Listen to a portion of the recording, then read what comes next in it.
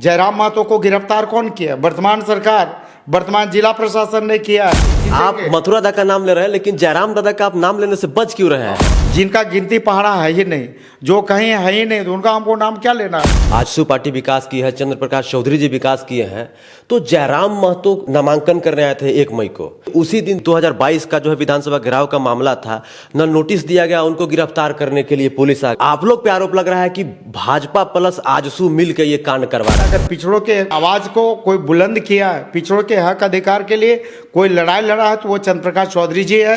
चंद्र प्रकाश चौधरी का मुकाबला जयराम महतो के साथ है कि मथुरा प्रसाद महतो के साथ? राज्य प्रशासन में सारे पदाधिकारी सरकार के हैं, तो सरकार के इशारे पर ये जो भी घटना घटी है पूरी तरह से सरकार के इशारे पर हुई है। चंद्र प्रकाश चौधरी जी को एक टैग मिला है लापता सांसद, इसको कैसे देखते हैं? आगामी लोकसभा चुनाव को लेकर झारखंड का गिरिडीह संसदीय क्षेत्र जो है चर्चा का विषय में बना हुआ है। जैसा कि आपको पता है कि गिरिडीह संसदीय क्षेत्र पर त्रिकोणीय मुकाबला होने वाला है, और आज हम बात करने वाले हैं आजसू पार्टी के गोमिया विधानसभा के विधायक लंबोदर महतो जी से, और इन्हीं के पार्टी से जो है 2019 में जो है एनडीए में शामिल है आजसू। भाजपा और आजसू का गठबंधन है, तो एनडीए के टिकट पर जो है चंद्र प्रकाश चौधरी चुनाव जीते थे, और फिर से जो है एनडीए ने मतलब आजसू ने चंद्र प्रकाश चौधरी पर अपना भरोसा जताया है। और इस बार के चुनाव में जो है चंद्र प्रकाश चौधरी जेएमएम के इंडिया गठबंधन की ओर से जो है जेएमएम के टिकट पर जो है मथुरा प्रसाद महतो और जेबीकेएसएस के जयराम महतो चुनाव लड़ रहे हैं। तो मुकाबला त्रिकोणीय है, तो इस मुकाबला में जो है हार किसकी होगी, जीत किसकी होगी, रणनीति क्या है आजसू पार्टी का, यही जानने का प्रयास करेंगे हम विधायक जी से। विधायक जी, स्वागत है आपका भोकाल टीवी में। चलिए, आप लोग का हार्दिक अभिनंदन, स्वागत और जोहार। विधायक जी, गिरिडीह संसदीय क्षेत्र का माहौल एकदम गर्म हो चुका है। वो इसलिए क्योंकि जब से जयराम महतो ने ऐलान किया है कि हम जो है गिरिडीह संसदीय क्षेत्र से सांसद का चुनाव लड़ेंगे, तभी से तो इस मुकाबला को आप कैसे देखते हैं? देखिए, एक चीज़ समझ लीजिए कि जो बहुत क्लियर है, आंदोलन और राजनीति, इसमें आसमान जमीन का अंतर होता है। आंदोलन में सभी लोग शामिल होते हैं, सभी दल के लोग शामिल होते हैं, लेकिन राजनीति में ऐसा नहीं होता है। राजनीति में वही होता है कि जो जिस राजनीतिक दल का होता है उसी का लोग होता है। और जहाँ तक गिरिडीह लोकसभा क्षेत्र की बात है, तो गिरिडीह लोकसभा क्षेत्र में ये 3 कोणीय नहीं, बिल्कुल 1 कोणीय है। ये एनडीए की जीत यहाँ पर पक्की है, तय है, सुनिश्चित है। और अगर आप बात करें तो 2019 का ही आप देख ले, तो 2019 में हम लोगों ने 2 कीर्तिमान स्थापित किया था। एक कीर्तिमान की आज़ादी के बाद से आज तक गिरिडीह लोकसभा क्षेत्र में कोई भी गठबंधन का प्रत्याशी, किसी भी दल का प्रत्याशी या कोई भी प्रत्याशी 6,48,000 मत प्राप्त नहीं कर पाया था। दूसरा कीर्तिमान हम लोगों ने स्थापित किया था कि आज तक 2,48,000 से ज़्यादा मतों के अंतराल से कोई भी प्रत्याशी जीत नहीं हासिल किया था।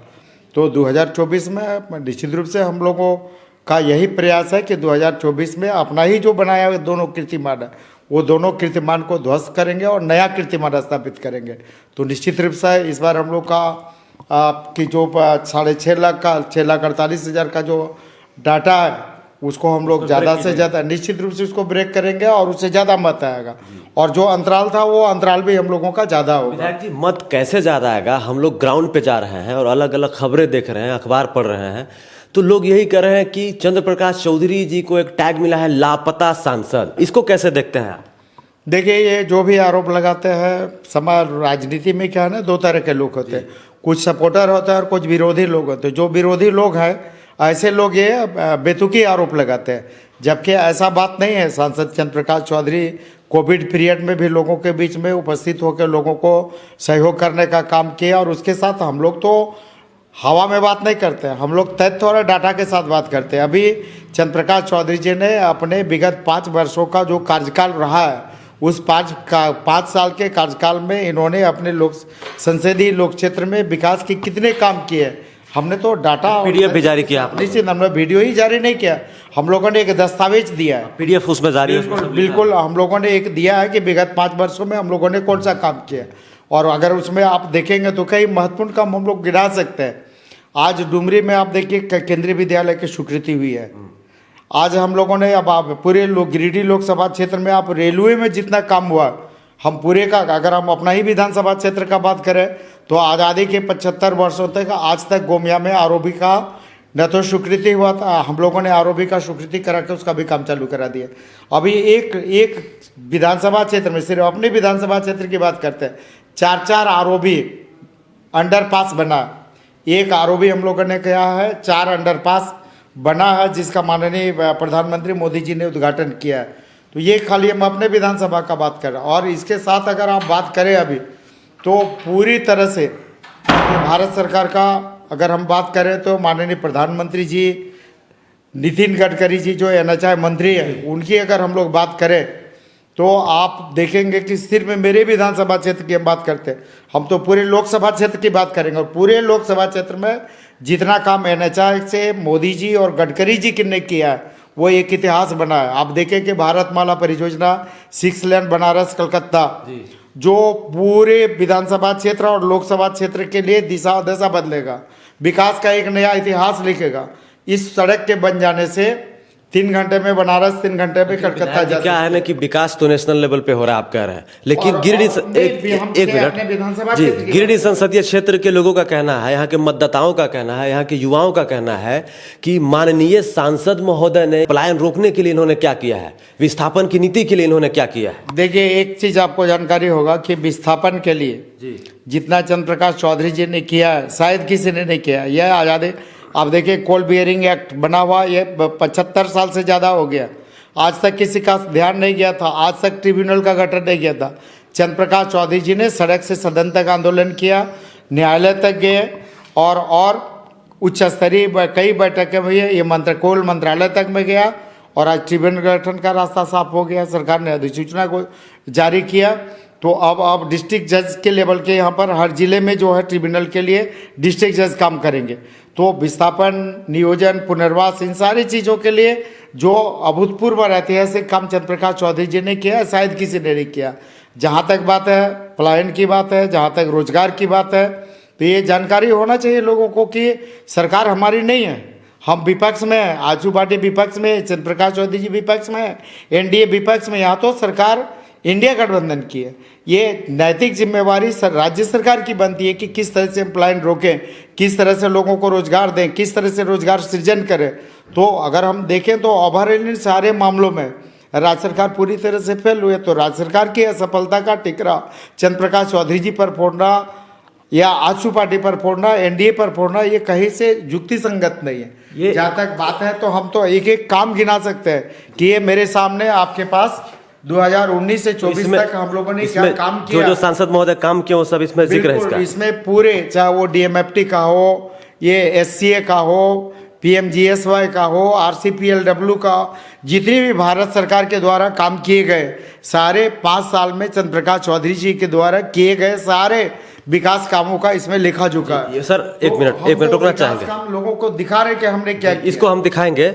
एक सवाल है बहुत सारे मतदाताओं का गिरिडीह संसदीय क्षेत्र का, लोग ये कह रहे हैं कि अगर भाजपा विकास की है, आजसू पार्टी विकास की है, चंद्र प्रकाश चौधरी जी विकास किए हैं, तो जयराम महतो नामांकन करने आए थे 1 मई को, कि उसी दिन 2022 का जो है विधानसभा घेराव का मामला था, न नोटिस दिया गया, उनको गिरफ्तार करने के लिए पुलिस आ गई रांची नगरी से।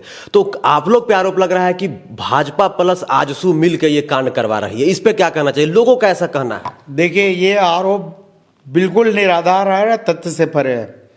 कानून सबसे ऊपर है, कानून से बड़ा कोई भी नहीं है। कोई भी नेता, कोई भी व्यक्ति, चाहे वो संवैधानिक पद पर हो या कोई भी जनप्रतिनिधि, कोई भी व्यक्ति कानून से ऊपर नहीं है। कानून अपना काम करती है। आप देख ले, जिनकी बात कर रहे हैं वो कानून अपना काम करता है, कानून से ऊपर कोई नहीं है। तो अगर कानून में आप देख ले कि कई लोग ऐसे हैं कानून के शिकंजे, अरविंद केजरीवाल देख लीजिए कानून के शिकंजे में, आप हेमंत सोरेन जी को देख लीजिए कानून के शिकंजे। तो कानून से बड़ा कोई नहीं। लोगों का सवाल, कानून अपना काम करती है। विधायक जी, लोगों का सवाल ये है ना कि जिस दिन नामांकन हुआ उसी दिन क्यों, पहले भी किया जा सकता है या चुनाव के बाद किया जा सकता है? ये ऐसे जो लोग आरोप लगाते हैं उनको गाइडलाइन, वो सुप्रीम कोर्ट का जो एक जजमेंट है, सुप्रीम कोर्ट का जो एक स्टैंडिंग ऑर्डर है, हाँ बिल्कुल, सुप्रीम कोर्ट का एक स्टैंडिंग ऑर्डर है कि किस तरह से हम लोग राजनीति में अपराधीकरण को रोक सकते हैं। अपराधी लोगों को किस तरह से राजनीति में आने से रोकना है, राजनीति का सूचीकरण किस तरह से, इसके लिए सुप्रीम कोर्ट का एक स्टैंडिंग ऑर्डर है। और उस स्टैंडिंग ऑर्डर के आलोक में चुनाव आयोग और राज्य सरकार या जिला प्रशासन या काम करती है। तो हर व्यक्ति नियम से बंधा हुआ है, हर व्यक्ति कानून से बंधा हुआ है, कोई भी व्यक्ति कानून और संविधान से ऊपर नहीं है। तो कानून अपना काम करती है और वो 1 तारीख की जहाँ तक बात है तो कानून अपना काम किए, उसमें किसी का आरोप प्रत्यारोप। और दूसरी बात है कि सरकार किसकी है, जिला प्रशासन सरकार किसकी है, जेएमएम की सरकार है, कांग्रेस की सरकार है और कौन, आरजेडी की सरकार है। और जयराम महतो को गिरफ्तार कौन किया, वर्तमान सरकार, वर्तमान जिला प्रशासन ने किया। तो ये आरोप तो सरकार पर लगना चाहिए, सरकार में शामिल दलों पर लगना चाहिए। तो जिनका प्रभाव है, जिनकी सरकार, शासन तो अभी चुनाव आयोग के अंडर में ना है, आदर्श आचार संहिता लागू है ना, आचार संहिता लागू है, लेकिन प्रशासन के लोग किसके हैं, इसी सरकार के हैं, इसी सरकार के लोग हैं। जिला प्रशासन में, राज्य प्रशासन में सारे पदाधिकारी सरकार के हैं। तो सरकार के इशारे पर ये जो भी घटना घटी है पूरी तरह से सरकार के इशारे पर हुई है। और ओवरऑल अगर हम लोग बात करें संक्षेप में, तो संक्षेप में यही बात है कि देश का कोई भी व्यक्ति, कोई भी जनप्रतिनिधि, कोई भी सांसद, कोई भी विधायक, कोई भी नेता, कोई भी मंत्री, कोई भी, चाहे वो प्रधानमंत्री क्यों ना हो, मुख्यमंत्री क्यों ना हो, कोई भी व्यक्ति कानून से ऊपर नहीं है। हर व्यक्ति को कानून का सम्मान करना चाहिए और निश्चित रूप से कानून को अपना काम करना चाहिए। जी, ये बताइए विधायक जी कि चंद्र प्रकाश चौधरी जी का नामांकन कब है? चंद्र प्रकाश चौधरी जी का नामांकन हम लोगों ने 6 मई को निर्धारित किया है। 6 मई को चंद्र प्रकाश चौधरी जी का नामांकन होगा और इस नामांकन में लाखों की संख्या में सड़क पर लोग उतार करके अपना एनडीए के प्रति, चंद्र प्रकाश चौधरी जी के प्रति, आजसू पार्टी के प्रति अपना आस्था और विश्वास व्यक्त करेंगे। तो आप लोग कह रहे हैं कि लाखों की भीड़ आएगी? निश्चित रूप से लाखों के संख्या में लोग आएंगे और उसी दिन ये तय कर देंगे कि गिरिडीह से चंद्र प्रकाश चौधरी जी की जीत हम लोग सुनिश्चित करेंगे। अच्छा विधायक जी बताइए कि आप लोग कह रहे हैं कि चंद्र प्रकाश चौधरी जी की जीत निश्चित है, मथुरा प्रसाद भी अपनी दावेदारी ठोक रहे हैं और जयराम महतो जो है अपनी दावेदारी ठोक रहे हैं, क्योंकि वो भी जब हजारीबाग में संजय मेहता जी का नामांकन हो रहा था वो बोले थे कि अगर मेरे नामांकन के दिन 1 लाख की भीड़ लग गई तो मैं समझ गया कि मैं गिरिडीह संसदीय क्षेत्र जीत गया। लेकिन 1 लाख से ज्यादा भीड़ थी, तो सभी लोग दावेदारी ठोक रहे हैं, तो कैसे आप दावेदारी पेश कर रहे हैं कि नहीं चंद्र प्रकाश चौधरी ही जीतेंगे? देखिए, एक बात क्लियर है कि जो चुनाव हो रहा है ये चुनाव देश स्तर पर हो रहा है, देश के निर्माण के लिए हो रहा है। निश्चित रूप से देश निर्माण के लिए यहाँ पर वर्तमान जो लोकसभा चुनाव है, यहाँ पर 2 विचारधाराओं का चुनाव है। एक विचारधारा जो देश का विकसित भारत का निर्माण करना चाहता है, एक विचारधारा चाह रहा है कि हम किस तरह से भारत को फिर से विश्व गुरु बनाएं, किस तरह से आर्थिक रूप से विश्व का उत्कृष्ट देश के श्रेणी में इसको हम किस तरह से शामिल करें। और उस विचारधारा का जो प्रतिनिधित्व करने वाला चेहरा है वो नरेंद्र मोदी जी है, जो कहते हैं वो करते हैं। विपक्ष के लोग कह रहे हैं ना। और दूसरा जो है सामने जो दूसरा विचारधारा वाले लोग हैं, जो इंडिया गठबंधन के लोग हैं, उनके पास तो आज कोई चेहरा ही नहीं कि कौन नेतृत्व करेगा देश का। तो जिनके पास चेहरा तय नहीं है वो देश के विकास के लिए, विकसित भारत के निर्माण के लिए, भारत को विश्व गुरु बनाने के लिए, भारत में परम वैभव को प्राप्त करने के लिए वो क्या कर सकता है जिसके सामने कोई चेहरा नहीं है। तो आज देश की 1 अरब 40 करोड़ जनता ठान चुकी है कि हम लोग फिर से देश में मोदी जी के नेतृत्व में सरकार बनाएंगे। और उसी क्रम में झारखंड में भी 14 लोकसभा सीट में 14 में से 13 हम लोग फूल को और 1 फल को देने का काम करेंगे। केला को और 13 फूल को, निश्चित रूप से 13 कमल फूल को और 1 केला को देने का काम राज्य की 3.5 करोड़ जनता करेगी। चंद्र प्रकाश चौधरी का मुकाबला जयराम महतो के साथ है कि मथुरा प्रसाद महतो के साथ है? देखिए, इस चुनाव में कोई मुकाबले में नहीं है, न तो मथुरादार मुकाबले में है और न कोई यहाँ पर मुकाबले में। अच्छा, जयराम दादा का आप नाम नहीं ले रहे हैं? ये एक पक्षीय है, ये एक पक्षीय है, एक तरफ का है ये जी, जिसमें कोई न तो मथुरादार और कोई है। ये सीधे चंद्र प्रकाश चौधरी जनता और ये एक पक्षी है, इसलिए यहाँ जीत में कोई किंतु परंतु नहीं है। चंद्र प्रकाश चौधरी जी, आप मथुरा दादा का नाम ले रहे हैं लेकिन जयराम दादा का आप नाम लेने से बच क्यों रहे हैं? हम किसी का नाम लेने से नहीं बच रहे, जो कहीं है ही नहीं, ऐसे लोगों का नाम लेने का क्या मतलब है? जो है उसका नाम ले रहे हैं। मथुरादा कहीं थोड़ी सी पीछे है, लेकिन बहुत पीछे है मथुरादा। तो हम यहाँ पर ये बात नहीं कर रहे, हम सीधे बात कर रहे हैं कि सबका यहाँ तो कई 1 दर्जन से ज़्यादा प्रत्याशी है। कल ही उस दिन ही देखे कई लोगों ने ना, तो हम कितने लोगों का नाम जिनका गिनती पहाड़ा है ही नहीं, जो कहीं है ही नहीं, तो उनका हमको नाम क्या लेना है। हम तो सीधे सीधे गिरिडीह में एक पक्षीय है, वन साइडेड है। ये चंद्रप्रकाश चौधरी जी के लिए है, एनडीए के लिए है, और गिरिडीह में हम वन साइडेड जीतेंगे भी। तो मोदी जी के नाम पे कब तक जीतिएगा विधायक जी, आप लोग बताइए। नहीं, हम मोदी जी के नाम पर बात नहीं करें। मोदी जी बिल्कुल सही देश का नेतृत्व करेंगे, देश के विकसित भारत का निर्माण करेंगे, लेकिन गिरिडीह में चंद्रप्रकाश चौधरी जी हैं, और चंद्रप्रकाश चौधरी जी ने जो किया है, दिखाया है, बताया है कि हमने क्या किया है, और आगे रोड में भी मेरा बना हुआ कि गिरिडीह के लिए हम क्या करेंगे। दूसरा जहाँ तक बात है, देख लीजिए कई ऐसे विषय हैं जिसको चंद्रप्रकाश चौधरी जी ने कीर्तिमान स्थापित किया। आपको याद होगा कि झारखंड में पंचायत चुनाव और नगर निकाय चुनाव में यहाँ के पिछड़ों को आरक्षण मिलता था, और वर्तमान सरकार ने इस आरक्षण को पूरी तरह से समाप्त कर दिया। यही चंद्रप्रकाश चौधरी जी है कि पिछड़ों की इस लड़ाई को लड़ने के लिए सुप्रीम कोर्ट तक गए, और सुप्रीम कोर्ट तक में सरकार को नतमस्तक होना पड़ा, और सरकार ने कहा कि हम ट्रिपल टेस्टिंग कराएंगे, पिछड़ों को आरक्षण देने का काम करेंगे। और आज निश्चित रूप से ये कीर्तिमान, अगर पिछड़ों के आवाज़ को कोई बुलंद किया है, पिछड़ों के हक अधिकार के लिए कोई लड़ाई लड़ा है, तो वो चंद्रप्रकाश चौधरी जी है, जो सुप्रीम कोर्ट तक जाके सरकार को नतमस्तक करने का काम किया। तो कोई ये आरोप, चंद्रप्रकाश चौधरी पिछड़ों के नेता है, गरीबों के मसीहा, असहायों के हैं, दलितों के हैं, श्रमिकों के हैं, सबके हित में काम करते हैं। सबके हित में काम करते हैं, लेकिन विधायक जी सीपी साहब कहीं जाते नहीं है, लोगों से मिलते नहीं है। ऐसा ग्रामीण क्षेत्र के, आपके गोमिया क्षेत्र में हम लोग रिपोर्टिंग किए हैं, टुंडी विधानसभा में रिपोर्टिंग किए हैं, डुमरी विधानसभा में रिपोर्टिंग किए हैं। 100 में से 90 लोग का यही कहना है कि नहीं कभी आते ही नहीं है। काम का तो बात छोड़ दीजिए, हम ये भी बोले कि उनको देखना जरूरी है कि काम हो रहा है वो जरूरी है, तो बोले कि देखना भी जरूरी है और काम हो रहा है वो भी जरूरी है। नहीं, ऐसा नहीं है। चंद्रप्रकाश चौधरी जी हमेशा क्षेत्र में रहते हैं, और विगत आप देखें, अगर अपने ही विधानसभा के लोग की बात कर रहे हैं, तो अभी हम लोगों ने लगातार 10 दिन तक 100 सड़कों का शिलान्यास किया, जिसमें हर में चंद्रप्रकाश चौधरी जी गए। आज आज़ादी के 75 वर्षों के बाद चतुर्चट्टी थाना क्षेत्र में कई पुलिये नहीं बने हुए थे, जिसका हम लोगों ने स्वीकृति किया, और हर में चंद्रप्रकाश चौधरी जी गए। और जितना अभी काम, जितना महत्वपूर्ण काम आप देख लें, अभी विगत 3-4 महीने के अंदर की ही हम बात कर रहे हैं, अभी कम से कम 3 दर्जन से ज़्यादा जगह पर यज्ञ, हवन और सामाजिक धार्मिक गतिविधि की काम हुए। सभी जगह पर चंद्रप्रकाश चौधरी जी मौजूद हुए हैं। और ऐसा नहीं है, ये डाटा बता रहा है कि कितने हमने काम किया है, कहाँ कहाँ शिलान्यास किया, कहाँ कहाँ उद्घाटन किया, कहाँ कहाँ गए नहीं गए।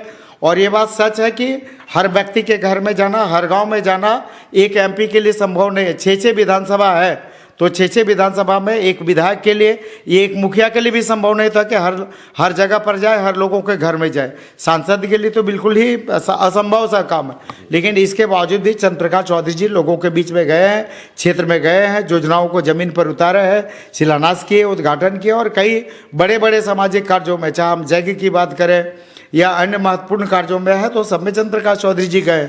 कई अभी बेरमो की बात करें तो आप सड़क से सदन तक उतर के आंदोलन किया। कई गोमिया विधानसभा में तुम बता रहे कि सैकड़ों योजना को जाके हम लोगों ने शिलान्यास किया, सुबह 10 बजे से रात 10 बजे तक घूम के हम लोग किए। तो इस तरह से जो आरोप, कुछ लोग जो विरोधी विचारधारा के लोग हैं, जो विरोधी लोग हैं, उन्हीं लोगों का ये आरोप है कि चंद्रप्रकाश चौधरी जी कहीं नहीं जाते हैं, लोगों से नहीं मिलते हैं, लोगों के संपर्क में नहीं है, विकास काम नहीं करते हैं। तो ऐसे लोगों के लिए हमने ये विकास दस्तावेज तैयार किया है। जी, तो हमारे साथ बातचीत करने के लिए गोमिया विधानसभा के विधायक डॉक्टर लंबोदर महतो जी मौजूद थे। अब गिरिडीह संसदीय क्षेत्र में 25 मई को मतदान होने वाला है और 4 जून को रिजल्ट आने वाला है। अब 4 जून को पता चलेगा कि गिरिडीह के मतदाता जो है किसको विजय बनाने वाले हैं। तब तक मैं भौकाल TV न्यूज़ के लिए कैमरा वुमेन शालिनी के साथ, जय हिंद, वंदे मातरम, जोहार झारखंड।